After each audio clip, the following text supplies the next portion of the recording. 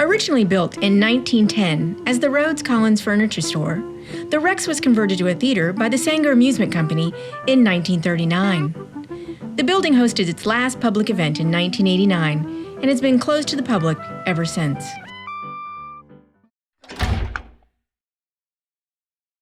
I think one of the hardest parts of telling the story of the Rex Theater and Generation Church is all the moving parts and all the people involved in the process bringing us to where we are today. I remember clearly the day that our church staff was sitting in our little rented office on Garden Street, and we decided without reservation that it was our desire to have a church in downtown Pensacola. The downtown area at that time had not yet experienced such a revitalization or looked nearly like it does today. Immediately after the staff meeting, Bobby Lepine and I jumped into his car and we drove down Garden Street, and we took a left on Palafox, and we stopped right in front of the old, neglected, run-down, and pretty much abandoned Rex Theater. You know, I saw the Rex when there were bird nests and dirt and crumbling boards everywhere. The building was in pretty rough shape when we first started. It had been, I think, unoccupied for a while, and the interior was in bad shape, but we knew we were going to demolish the entire thing, so we gutted the entire building. Really probably a project that most people would have never undertaken. It's just dirt and dead rats and cobwebs and darkness, and the third floor there's nothing there. It's basically an attic. You know, it is falling apart. There were some spooky areas in this building. Everything was sort of black and ugly and dark. So you had to either have a good flashlight or a big imagination. But I knew it could be something wonderful one day. Many years earlier, it was a building that Bob had his eye on. He actually walked around it and he prayed for it. He attempted to purchase the building at that time, even submitting a down payment, but the deal ended up failing and falling through. I don't know, perhaps it wasn't God's timing. But there we were, now parked in front of the Rex Theater, and in the window was this little for sale by owner sign, and I actually think I saved it. I think it's tucked away somewhere. But I remember immediately pulling out my phone and calling the owner. I didn't really think much of it because honestly, we didn't really have any money for the purchase like that.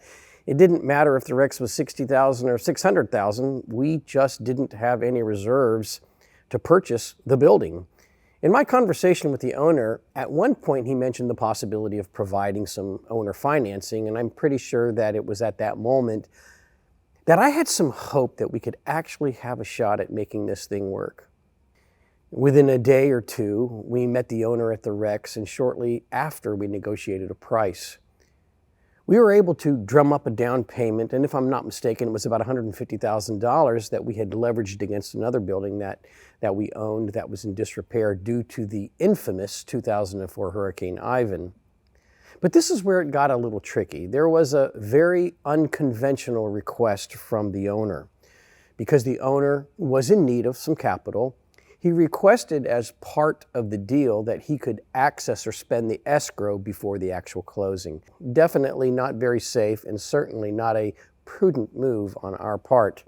The seller's attorney was a former well-respected judge in Pensacola, so on the other hand, I had somewhat of a trust in his integrity.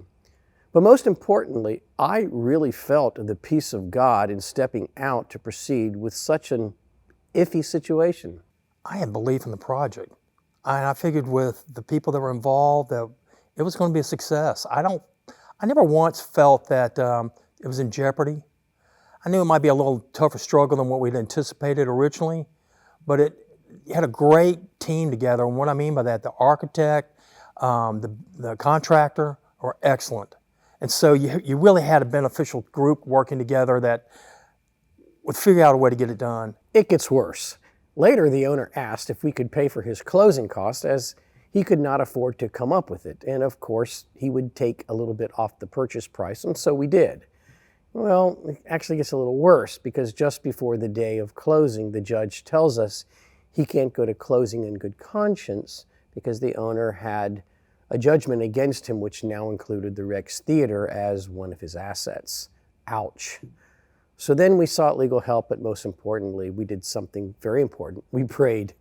And that's when we, as leaders and our church overseers and other dedicated church members, We came together and decided all to meet up at the theater and to pray, and boy did we. First, I went to the back of the building where the staircase is. There was an old, rusted electrical box. I plugged in the electrical cord to light up the inside of the pitch-black theater, and we all began praying for God's favor in releasing the roadblock of legalities. I remember while everyone was praying, I went out to my work van, I grabbed a can of black spray paint, and in huge letters, I wrote on the wall, Harvest. Then that was the name of our church. And I wrote that on the left side of the wall inside of the building, declaring that this is our building. Weeks went by, but thank the Lord, we were able to complete the deal. We closed on the historic Rex Theater on December 21st, 2012. The theater was ours. There we were. We owned a building with no money to renovate it, so it just kind of sat there. I remember actually seeing tumbleweeds, no lie, in front of our door. It felt like the old Wild West. At one point in 2013, I actually got a phone call from the city of Pensacola saying, please take care of the graffiti on the doors of the building, as it was such a bad reflection of the other adjoining buildings. I'm telling you, it was a mess. So I went down to Lowe's, I found the reddest paint that I could find, and I began to paint over the graffiti of the doors. What really stuck out to me was when I had the doors open, as people walked by, they were flabbergasted that the doors were actually open, and they begged me just to be able to walk inside and look. It felt really special. I always knew it was an iconic landmark, but didn't really realize just how much. First of all, I love downtown with all my heart, and I've worked with the Downtown Improvement Board in downtown Pensacola since the 80s. And so walking back and forth past this building a lot, seeing how incredible it was, and looking at the history of this building. It was the first Art Deco theater in Florida. At this point, we had an old building that needed a complete restoration. Time passed, and we felt the urgency to begin making some tangible progress. One of the first things we did was hire Josh Stewart. Josh became our project manager along with me to help with all the details and the requirements that it would take to complete the project. Hey guys, I'm Josh Stewart, and I had the privilege of serving as a project manager and associate pastor at the church during the renovation of the Rex. And kind of my earliest memory of the Rex was just seeing it as just a downtown building that was deteriorating and kind of becoming an eyesore. And then I remember, I think it was 2011, 2012, Pastor Roger sees a for sale sign in the window and calls up, and somehow, by definitely a miracle, he secures the purchase of the Rex. And so now we have this building that we own in downtown Pensacola, no money to do a renovation, just a dream, an idea that, hey, what if this could become a home for the church? What if this could be a place to connect with the downtown community, doing community events and hosting non-church events as well, and doing all kinds of stuff at the Rex? What if we could be in this space? What if we could be here? Josh was absolutely instrumental in the entire build-out from start to finish, not just pertaining to the progress in the daily construction, but also in keeping our congregation informed and excited about the whole project. I remember Josh walking around with a GoPro and making videos for our church family so they could stay in tune with what was going on. He was such a blessing. Well, I'm here in front of the Rex Theater. My name's Josh. We're gonna see what's going on the inside of this place, what's happening with the demolition. So I'm gonna put my hard hat on here and figure out what's going on. Come on in. All right, looks like we've taken all the floor out. Looks like they're getting some more stuff out of the way. Right here we've got the footings. See that hole right there? That's where the footings for the stadium seating, that's where the stadium seating is going to slant up right there. This is going to be the stage is right behind me right there, which there's actually not a stage there yet, but there will be. Lots is happening. Lots, tell them. Events being done. That's right. Look, he's wearing a hard hat. Would he be wearing a hard hat if this stuff wasn't happening? And so we had to do a bunch of demolition to get ready for construction. We had to do some remediation, and all these things taking longer than you expect, costing more than you expect, and it just basically looks like a big empty dirt box with kind of a cool sign. In those beginning days, there was also another very important player and a huge encouragement to us all, Karen Schoberg. Karen owns a marketing company that helps organizations reach their goals and bring awareness to the community. That was a real need for us. Just being able to tell the story to the community in a way that, from someone who loves downtown and really wants to convey what's happening here, the restoration of this lady, is like such a big deal for Pensacola, not just downtown, but for the whole city, the whole region. It's for Florida even. It's become a destination for people to check it out. And that was our goal, is to make it a place of interest, a destination for people to want to come and see it and be invited in and be curious and learn more about the church as well.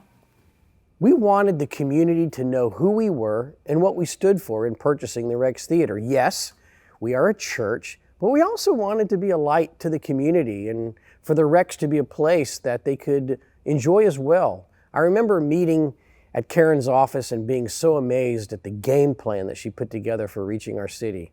Karen, to this day, is a vital part of Generation. I love that. So we wanted to tell the story of the Rex in a new, old way, so marry the old and the new. We didn't want to forget the roots of this beautiful theater, and we wanted to show that it's for everyone. It's not just for people who lived here in the 30s and 40s, but also for people who are in high school and younger. So the brand really had to speak to all of those different communities, and that was what was fun about it. We tried to be modern and vintage at the same time, and I think it worked really well with how everything turned out, and even the messaging and the voice of the news releases and the interviews, and pulling it all together with one seamless brand for the Rex was really the opportunity of a lifetime for our firm. We really enjoyed it. Then, of course, in order to make it all happen, there were three crucial things we desperately needed to proceed forward: financing, architects, and a contractor. I believe everyone we hired was perfectly orchestrated by God as well. First, our finances. We interviewed a few banks, but there was one bank in particular that really stood out to us, a smart bank here in downtown Pensacola. I personally have always had a strong affinity for working with churches. It's just something I've always felt that was the thing for me to do. And so when they came in, it just kind of fit that bill, that mindset that I had. And then the fact of what they were going to try to do with this facility right here, it was just the best thing for Pensacola. It's just nothing but an enhancement. And if we could make it work, it was going to be a win-win for everybody. And that, between the commitment and the project itself, kind of tied together, and it just made it the right thing to go forward with. The president of that bank is Johnny Wright. He not only became our banker, but he also became a great friend of mine. I always remember what Johnny told me at the beginning of the loan process. He said, quote, "There's a lot of banks, but very few bankers." I think that statement brings it down to a personal level. I've kind of have probably a different thought in the fact that I think that a banker is someone that takes a vested interest in their client's well-being, and it's got to be mutual. You know, it's got to be successful for the bank, but it's got to be just as much success for the individual you're working with. So it's really a partnership. It's not a one-sided transaction. And I'm not real keen on transaction deals where you're just trying to do a one-off project. I prefer relationships.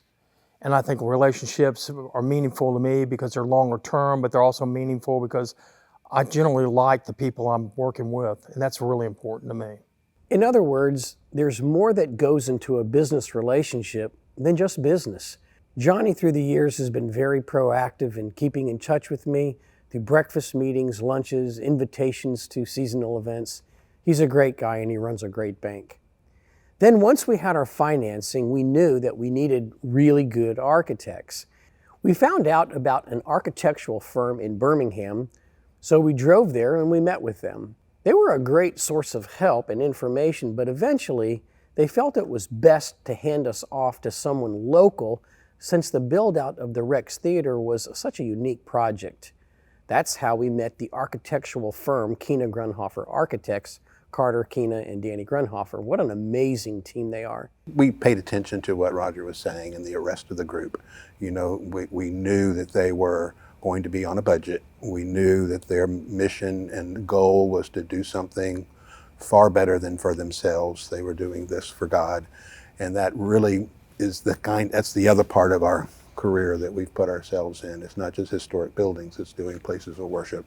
And so it's exciting for us to be involved with one that was going to use contemporary music and really focusing on getting the unchurched in church. And this is the kind of space you can do that, really. And I think that's, so that it was the mission, not the project necessarily, that really got our attention. It brought us so much comfort knowing the design from the beginning to the end was done to perfection. Their ideas mixed with our needs were flawless. Here's an example. I remember when we were looking to purchase the Rex, the third floor was nothing but a big attic. No lighting and no walls. I had to turn on the light from my cell phone just to see. And I walked around thinking, how are we going to make this work? How are we going to divide this into rooms with all these steel trusses in the way?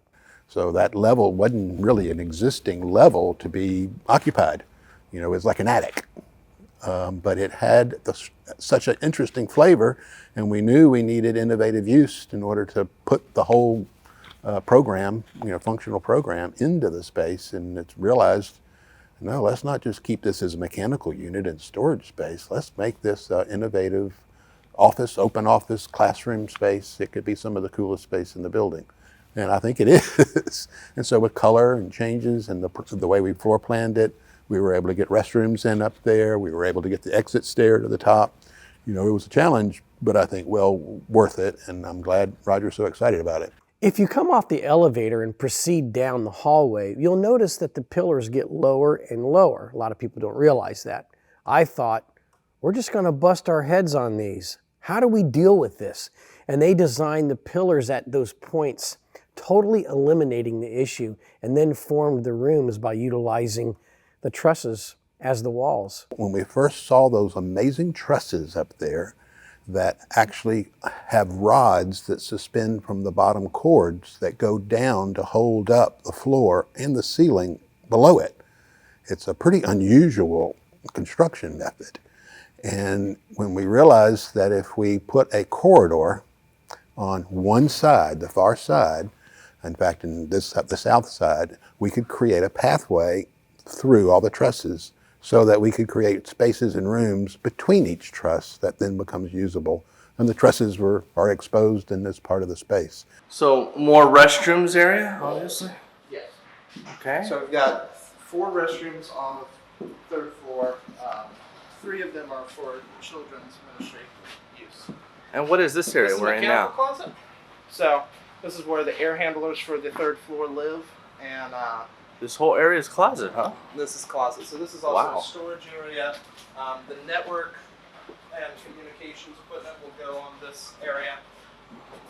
I was simply amazed by the design of the 3rd floor bathrooms, the necessary mechanical closets, the elevator system, and I haven't even touched on the 2nd floor main theater area. Designing the stage. When you look at our stage on a Sunday morning, people have no idea about the piping and the technology incorporated underneath. It's just amazing. And I've only scratched the surface. All of it was designed by people who truly cared about the project.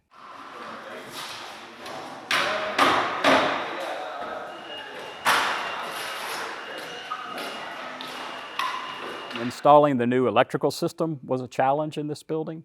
Because of course we gutted everything out, but the load that the church needed for lighting and sound and all that was just, it was a challenge to fit all the electrical gear in behind the stage and work with an electrical company that was able to lay that out and understand the space constraints as well as what was needed for the new service. All right, so we're entering in the back area here into the main auditorium. Still a lot of work that needs to be done here. They've done quite a bit on the electrical. You can see the conduit there that's getting ready to be fitted in. They're working on that right now. This is where the stage is going to be. Now this is kind of an inside joke, but they even preserved Patricia. You might be wondering, what's that all about? Well, if you look underneath the staircase by the cafe, there's an old painting of a woman in an old-fashioned bathing suit running down the beach with a cigarette in her hand. I don't know who painted it or where it was done, but I named her Patricia and I asked them to preserve the painting. Great architects is what we needed, and great architects is what we got. I learned that Kina Grunhofer Architects actually received a regional award for their work on the Rex Theater. In 2015, we received an American Institute of Architects Northwest Florida chapter award for the renovation work. They were excited about how the contemporary overlaid the historic. In other words, the old and the new mixed well. And then in 2018, we received another Florida State Historic Preservation Award from the Florida Trust for the Florida Trust for Historic Preservation. And that is a statewide award that really dealt with its historic preservation from mostly the exterior work, but they were impressed with how, first of all, a theater was restored. That's always a big deal in the state of Florida. It's not torn down or moved somewhere. And so both awards were for our architectural achievement and historic preservation. Now we're overlooking the main theater from the second floor. What does Pastor Greg have to think about this? Wait a minute, there he is. Totally amazing.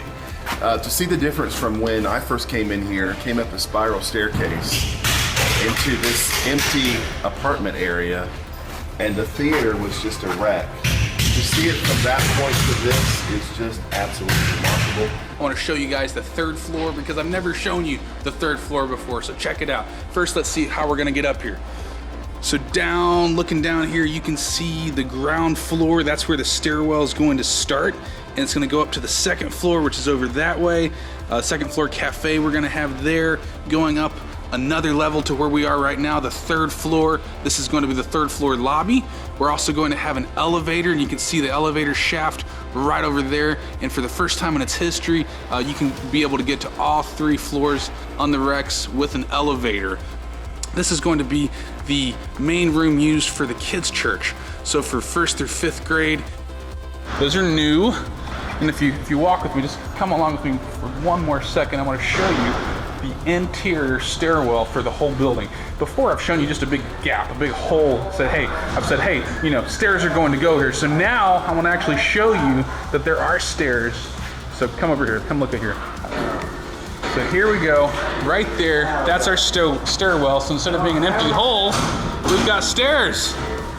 See that? You see all those stairs? All of the risers are in. You can see all behind me here, the platforms where the seats are going to be fastened to. So we're gonna have like 169 theater seats.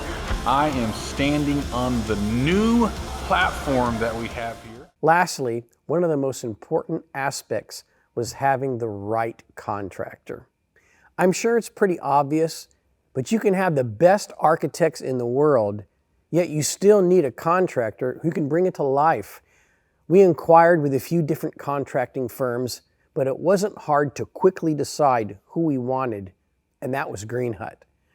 From the beginning of the project, I completely recognized God's hand in some of the most unseen yet major details. The way these walls are built, it's a corbel type construction where the brick kind of steps into the space. And so the engineering had to be done to be able to leave those foundations because they had to support the existing building. And then the new foundations had to be installed for the columns and beams and elevator shaft. And so that was probably the biggest thing, is getting all those foundations in. I remember being so concerned before the whole project began, wondering, listen, how in the world were we going to renovate this building from Garden Street? There was so much that needed to be done. Here was the problem. Our back parking lot was strictly forbidden for use. It was only to be used by the corner tenant, which happened to be Pensacola News Journal. As you know, the only access to the building is from the back street or from Palafox out front. So that was the challenge, is to try and get materials into the building and staging. We had to get up with lifts on the outside of the building, on the back side with the masonry contractor, and trying to logistically fit with all that in here. I knew that a project like ours would require staging of a lot of materials, cranes, steel beams that would eventually become our upper theater seating and staircases, all the heavy equipment, the cement trucks. I can't begin to list it all. We simply were not allowed to use such a crucial space for a project that would take a year. So there was really no way to get the steel into the building. So our steel erector was an old guy. His name was Bobby Boatwright. He had been here for years. And so he came up with a way to pass all the steel through the second floor window with a crane on the outside of the building and a small crane on the inside of the building. And so every bit of the structural steel came through the second floor windows. What are the chances that Pensacola News-Journal would decide to do its own renovation at the very same time as us and happen to use the same contractor, Greenhut? Greenhut worked out a deal with Pensacola News-Journal, allowing us to fence off the area since it would also benefit them in their construction. Greenhut even added an incentive for P&J agreeing to resurface and restripe the parking lot once the construction was complete as a thank you for the space. Come on, what are the chances of that? P&J was leasing their space in the last building at the end, and we happened to be the contractor for the renovation there. And so we did have an opportunity to talk to the building owner and ask him if we could use more of the parking lot for the construction of the Rex so that we could have space to stage equipment and materials. And so the deal there was that we'd seal coat, repair, and restripe the parking lot. So that was a good deal to work out to be able to have space, because that's just the toughest part in working any downtown building is the logistics and access to the space. Let me tell you about another little miracle. We were continually having to eliminate certain things because of our limited budget. Everyone notices and admires and appreciates the beautiful exposed brick here in our main theater. People are always taking pictures by it. But originally, the brick in this area was covered with plaster. You could see certain sections of brick, but the majority of the brick in this beautiful building was hidden. The contractor told us that removing the plaster to expose the brick would be extremely labor intensive, so reluctantly, we had to remove it from the work order due to budget constraints. Man, was I bummed. Then, one morning during construction, while the workers were tearing out flooring and removing multiple foundations that had been laid throughout the building's history, and skid steers were moving around, evidently, moisture must have entered the building. And guess what started falling down all by itself? Yep, plaster started to fall in huge sheets. And underneath was that beautiful, now exposed brick, all removed free of charge. There was a little bit of hammering left to do, but at no extra charge.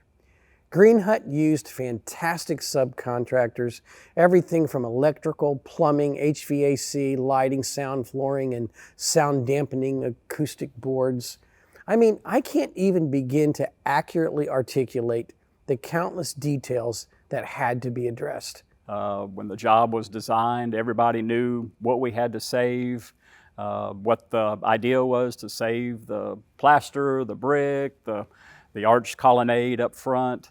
So with going in the beginning, that's really was the main idea, was to preserve the historic value of the building. The Rex Theater was built in 1910. It's 115 years old. It originally housed the Rhodes-Futch-Collins Furniture Company. In fact, a lot of people might not notice it, but the name is still on the side of the building.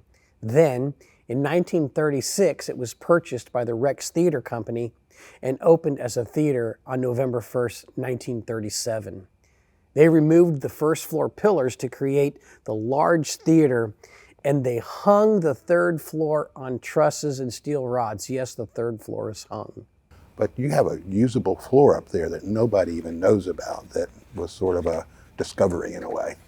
We had to hire a structural engineering firm to assess its integrity, ensuring that we could safely use the space for our family ministries in the office. The report came back confirming that the integrity of the construction was actually overkill. They did really good work back then.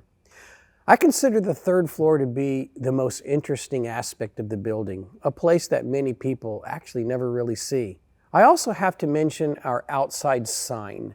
I remember the day we lit it up for the first time. It was a big event. I think it had been about 30 years since it was last illuminated. At the beginning of the construction process, we were awarded a $50,000 grant from the state of Florida for its restoration. It definitely cost more than that, but at least that was a huge help. I was told there are only a few signs like it left in the United States, still featuring the original neon tubes. By the way, if you think the marquee looks a little dated and could use that new digital look, well, we can't. It's actually protected and must remain as is due to the city ordinances. Yep, we're stuck putting up each letter by hand because of its historical value. There are a couple of other people that I'd like to mention. First is Andrew Myers. Andrew was responsible for much of the technical design as it pertains to sound and lighting. So moving on into this area, what do we got here? This is the production office. The production office. Wow, nice. So this front area. So this is actually the production office, No, or this whole area. this whole area? Okay. This is the this is where we will eventually broadcast our live streams from, as well as streaming to other campuses once we get to that point. Okay. So this wall, this brick wall, will be full of TV monitors. Nice. And there will be controls and director area and all that sort of stuff. And is this an isolation booth? Is that what we got going on here? This is the audio mixing room for the live stream. Nice. So this is where the audio components will live. Also, our amp rack for downstairs will live in this area, and we'll use it also as our base of operations for whenever we're doing recordings and other things like that.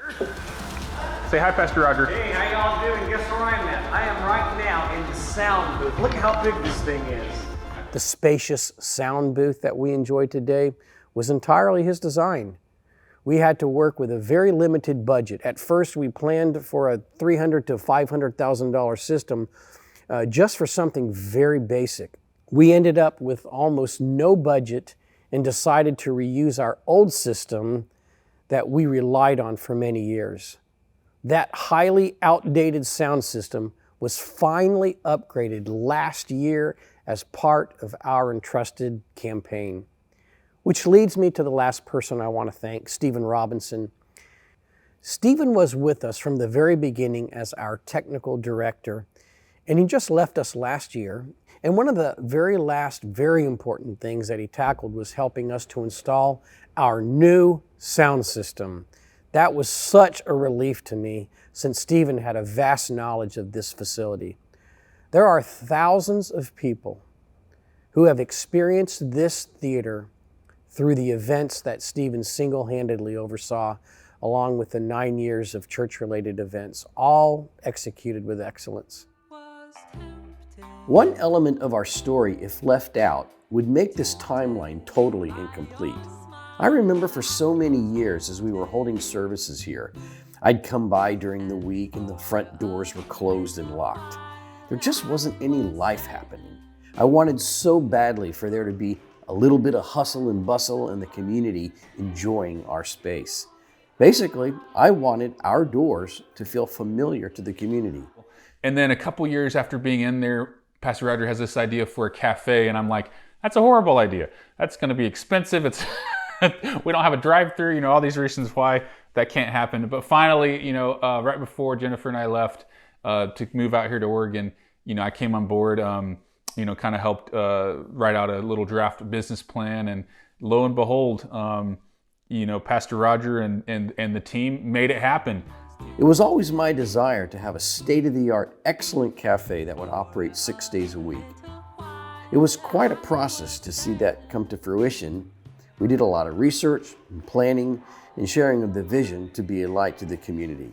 And that we are.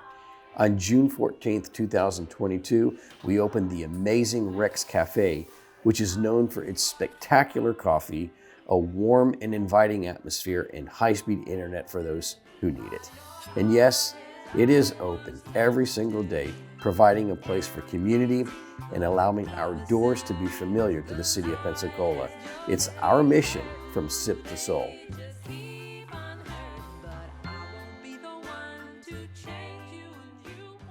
I want to end with this story.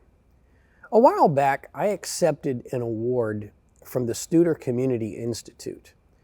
It was held here at the Rex.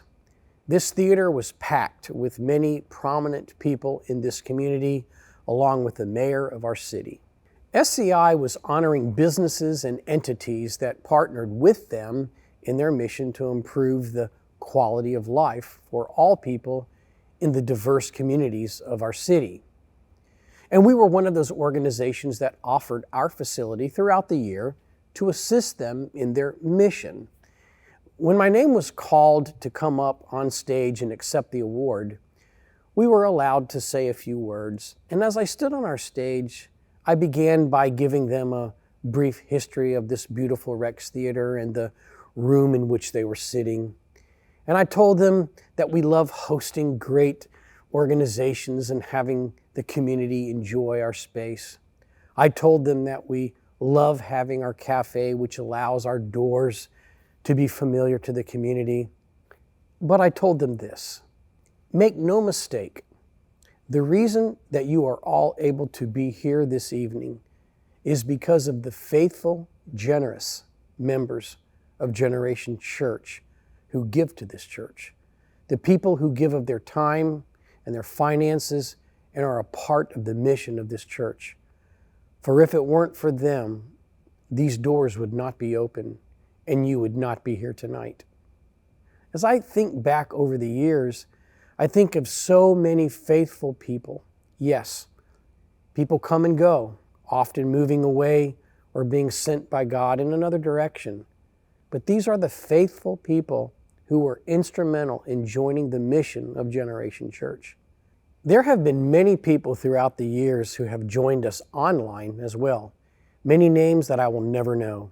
Yet they have prayed for us and even given towards our mission. There is no doubt in my mind that these last 10 years have produced, as it says in John 15:16, fruit that will last. I thank God for the kingdom-minded people who understand God's ways, God's word, and those who fully trust in Him. You know, I think in heaven, we will hear stories of people that we have reached that we never knew. Heaven will be filled with the stories of God's people banding together and finishing well. As I say in our 101 class, I want for people the very thing that I want for myself and my family. I want them to be firm in the faith, that no matter what comes their way, they will stand strong on the promises of God, that they will remain faithful to all that God has called them to do while they still have breath, that they will fulfill the specific call that God has on them, using their gifts and talents for Him. Lastly, that we would finish well, finish this life with zeal, a zeal for God that will never be diminished by the things of this life, that no earthly passion will take precedence over that which God has prepared from the foundations of the earth for us to accomplish. I'm just really proud of the fact that we were involved with it from the beginning and kept with it and still have a wonderful relationship with the owners of the building. I was invited to the first service in the building, and that was really the most thrilling part, is to see people come into these spaces, use them for what they were intended to be, and that's really the biggest thrill, is to see it used what it's intended to be used for. That first service was incredible. I was so moved, and the music soared literally to the rafters. It was the most beautiful moment, and so many people were here, and just to feel the thunderous love in this room and to know that this building was going to do amazing things for our community, it was literally a very emotional time for me, and I'm so happy that I got to be here for that and to stay here and to still be a part of it 10 years later. It's unbelievable that it's been that long, but It was the most incredible night that you can imagine. I hope that the success continues and grows.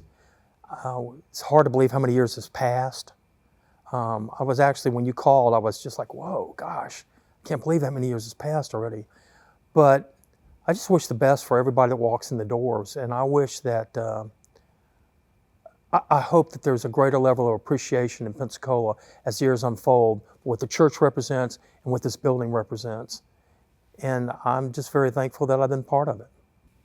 I was thunderstruck by all of it. And I feel that way every time I walk in to this building. It just gives you such an emotion to walk in here, to me, to see the bricks and the beauty and know where it all came from. It's just unbelievable feeling to be part of it. I'm proud of it. At the end of the day, I'm very proud of it. So amazing how, God, through people, enabled us to restore this eyesore back into a Pensacola icon and a building where people can connect to God, can connect to each other, and now can have a great cup of coffee. So really, really awesome. So privileged to have been a part of it, and excited for the future of Generation Church at the Rex Theater.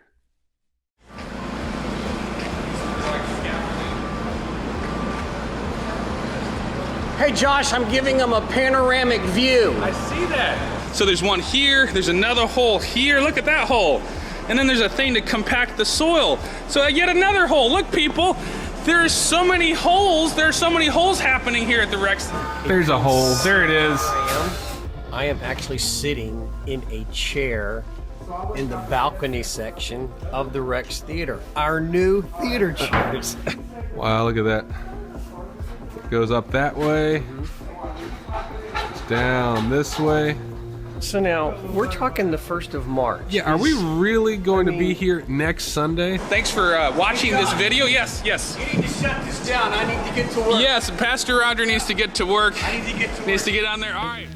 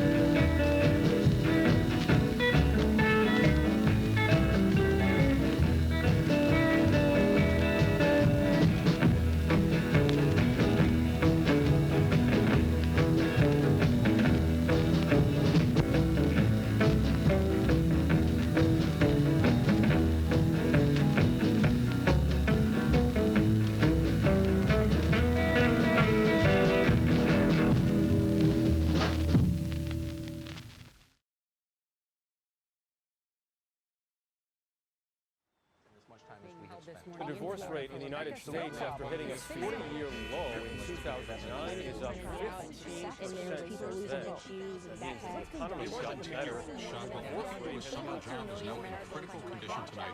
Doctors are saying he needs The whole world knows that Christians are being slaughtered in the Middle East. It's clear.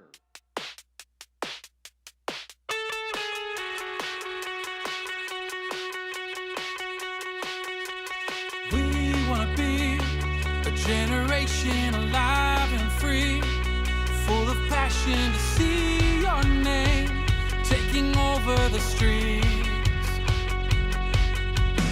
We want to be a generation that sparks in this age, a revolution of hearts sold out for the cause of Christ. We're in a war, standing strong to the end like our Savior did. No turning back, our eyes on you alone. Yeah, we're in a war, standing strong to the end like our Savior did. No turning back, our eyes on you alone. And our heart is to know you more. Our desire is to make you known. And our heart is to know you more. Our desire is to make you known. We want to be a generation living without reservation that seeks your face, your glory, Lord. And our heart is to know you more. Our desire is to make you known. And our heart is to know you more. Our desire is to make you known. Yeah.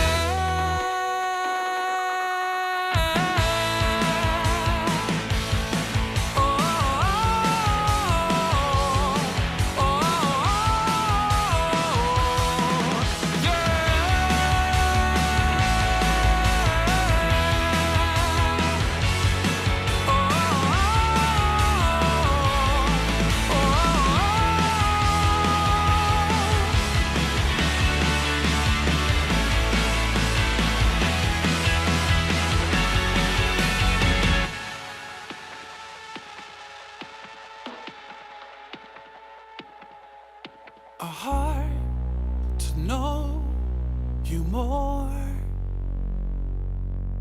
desire to make you known.